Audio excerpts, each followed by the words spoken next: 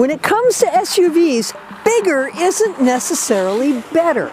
It has to fit your lifestyle first and foremost, of course, but a compact sport ute can be easier for getting in and out of it.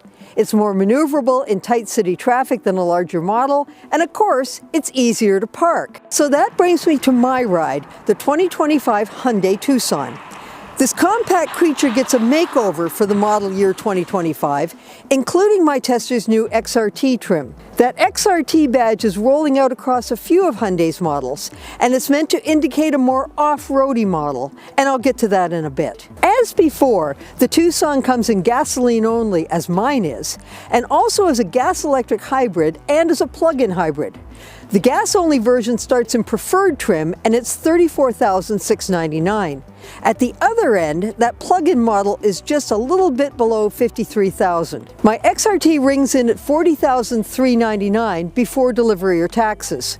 Most people will pay a bit more because white is the only color included in the price, and if you want other colors in a glossy finish, it's an extra $250. But mine is wearing Ecotronic Gray, and it's a matte finish, and it's $1,500. Some people like these non-gloss finishes, but beyond the extra cost, be aware that they do require some extra care as well. It's not recommended that you take them through a car wash, at least not one with brushes. Hand washing is best, and with matte-specific products. And if a bird marks its territory, you need to get that off pronto so it doesn't leave a mark. It's kind of like taking care of a pet. Before you get it, make sure you know everything that's involved. The Tucson's 2025 update includes new front and rear styling, a new grille, new wheel designs, and an even longer rear wiper blade so it does a better job of cleaning that back window. The interior also gets a substantial upgrade. The curved screen includes a 12.3-inch digital instrument cluster, along with a 12.3-inch infotainment screen, and that's a step up from the 10.25-inch screen in last year's model. The steering wheel and center console are redesigned, but best of all, Hyundai actually puts back some control dials. Putting them back in was after initially taking them out and instead forcing you to tap, tap, tap your finger on a piece of glass for stereo volume or cabin temperature, which is far more distracting. Now, I've been complaining about this for a while. Hyundai, did you finally start listening to me? The gasoline Tucson uses a 2.5-liter four-cylinder engine that makes 187 horsepower and 178 foot-pounds of torque.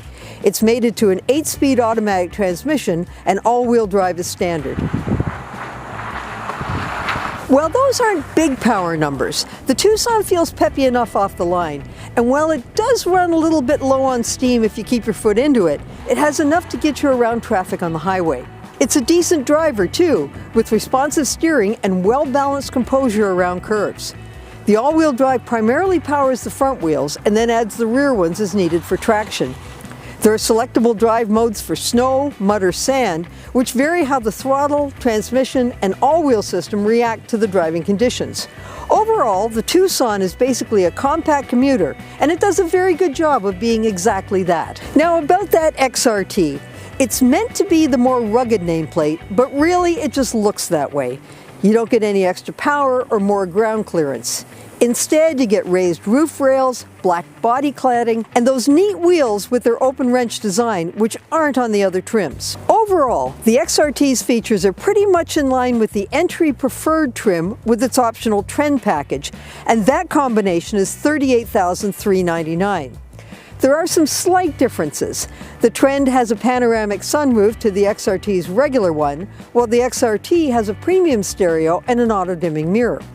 If those differences aren't a big deal for you, then go for the preferred trim and save yourself $2,000. The Tucson's interior is a nice place to be. It's roomy front and back, and the seats are comfortable. The front ones have 3 heat levels, and the steering wheel can be set to hot or extra hot. It takes a bit to get used to the gear shift selector, which is on the steering column, and you twist it for a gear or press the end for park. It used to be on the center console, which now has the wireless phone charger in its place. As mentioned, those new dials are much better for quickly changing the cabin temperature or the volume, and quick and easy always helps to reduce distraction. Some of the controls are still tap the glass, but it's a start. The infotainment screen is intuitive, And while onboard navigation is limited to the top Ultimate trim, wireless Apple CarPlay and Android Auto are now standard on all trims, so you can use your phone to get where you're going. There's a fair bit of small item storage up front, including a new tray in front of the passenger above the glove box. And then, when you get to the back of the Tucson, you have a generous 1,095 liters of cargo volume, and that's before you fold the seats down. There are even a couple of grocery bag hooks to help put some utility into sport utility vehicle. The 2025 Hyundai Tucson doesn't get any mechanical upgrades, and the XRT is all looks without any off-road specific specialty to it. But overall, the Tucson styling updates and its new interior features really make this good little sport ute even better. If compact sport ute is in your plans, test drive this one to see if it's the right one for you. For Driving.ca, I'm Joe McIntosh, and for more news and reviews, including the written review of this vehicle, be sure to visit us on Driving.ca.